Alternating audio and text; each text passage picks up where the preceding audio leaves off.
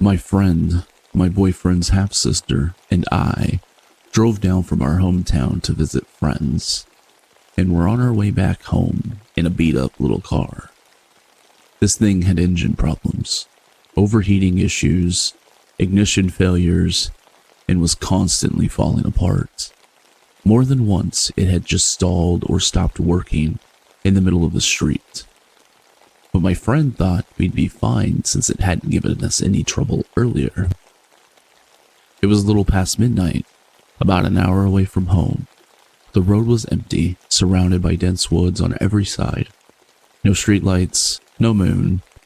I could barely see past the windshield because of my terrible vision. My depth perception was awful, but I could usually make out lights and other cars when they passed. We were driving down a narrow, hilly road, and as we descended, the car made a strange sound. My friend started braking, and as we reached the bottom, the car quit.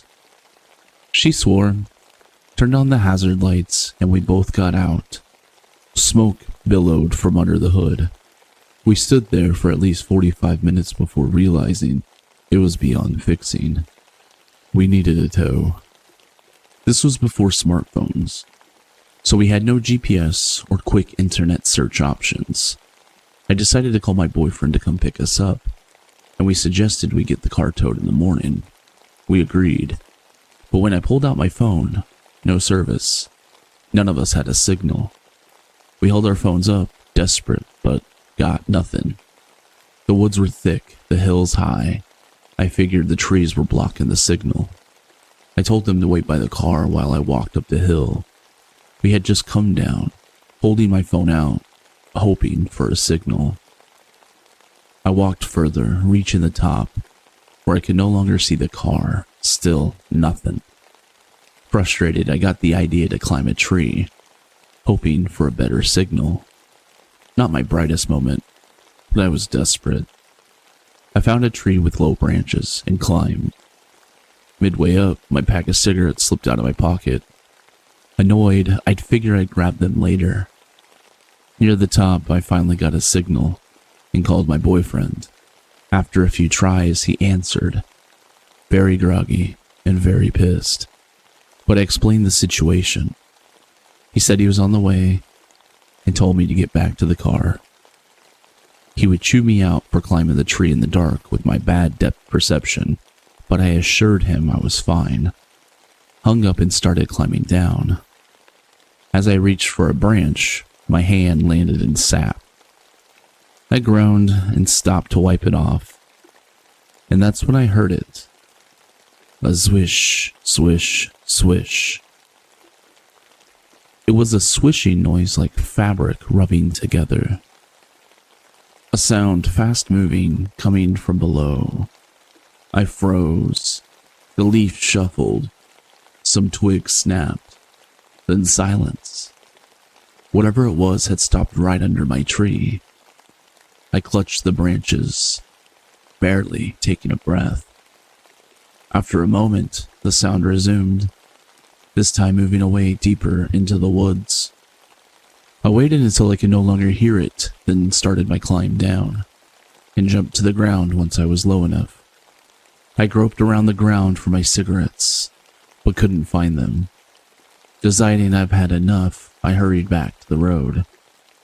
When I reached the bottom of the hill, the car hazard lights were off, and my friends were inside with the doors locked. As I approached, one of them cracked the window, whispering frantically, "Where the hell were you?" I started to explain, but the other shouted, "Get in the car."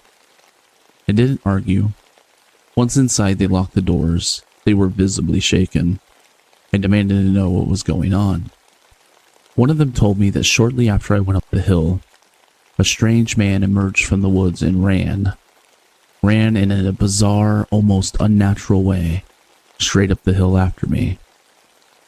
They had shut the lights off and hidden in the car, terrified he had taken me. I felt sick. If I hadn't stopped to wipe off the sap, I might have climbed down at that exact moment. He arrived beneath that tree. We sat in silence, waiting. Every passing second felt agonizing. Then one of them whispered, "Oh my God," and started to cry. A silhouette approached through the darkness, and then we heard it. Swish, swish, swish. A hellish sound I'll never forget. The sound stopped right outside the car. A shadow loomed at the window. Then, a face pressed against the glass. Nobody screamed. We just stared. He was tall, thin. His face was unnervingly plain. Average features, short dark hair, pale skin, no wild grin, no glaring eyes, just a man. But his presence was wrong. He wore corduroy pants, the source of that god-awful noise, and an oversized sweater with sleeves too long for his arms, the fabric flopping as he moved. We thought he would leave, but instead he stepped in front of the headlights, as if blocking us from escape. Then started moving in an erratic pattern. 2 steps forward, 1 step back, circling the car like some kind of twisted ritual. The swishing sound matched exactly what I heard in the woods. I mustered my courage and spoke. "Hey man, can you stop? You're really freaking us out." He froze, then turned to look at me. Slowly, he smiled, then vanished into the darkness. We barely had time to process it when one of my friends gasped, "He's back." He was on one side of the road now, clutching a large tree branch with his sweater-covered hands. The noise started again. Swish, swish, plonk. He ran forward and smacked my window with the branch, backed up, and did it again, over and over. Then, headlights. My boyfriend and his brother arrived. My friend began blaring the horn and flashing the lights, relief washing over us as they got out of the car. They were both tall, towering, imposing figures. Surely this would make the man run. But Corduroy didn't run.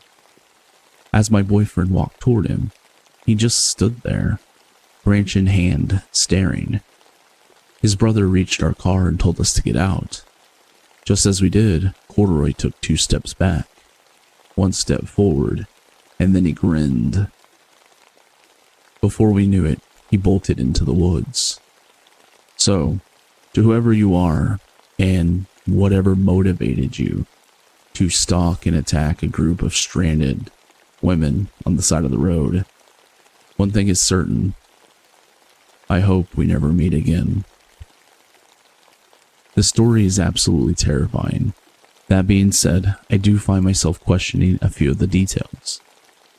Like when someone presses their face to the glass and no one screamed. Despite being in a very emotional state, once you're emotional, it's very hard to control your urges. Most people in a situation that is terrifying, the urge is to scream. So I don't entirely buy the fact that they didn't scream. Also, when she asked, "What are you doing?" that reaction doesn't seem entirely genuine to me. The reason being is if you're truly scared, like you portrayed in the story, you're not trying to bring any unwanted attention to yourself. So there again, it makes for the story to be great and scary, but, you know, people often look back on traumatic experiences and convince themselves they did more to stop whatever was happening in that situation than they actually did. Regardless of my thoughts though, the story remains chilling. Thanks for watching. If you enjoyed this video, be sure to leave a like. It really helps the channel grow.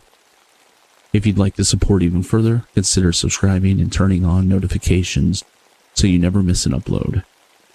And if you have your own scary story you'd like to hear narrated, drop a comment below and let me know. Until next time, I'll catch you in the next one. But as always, stay safe.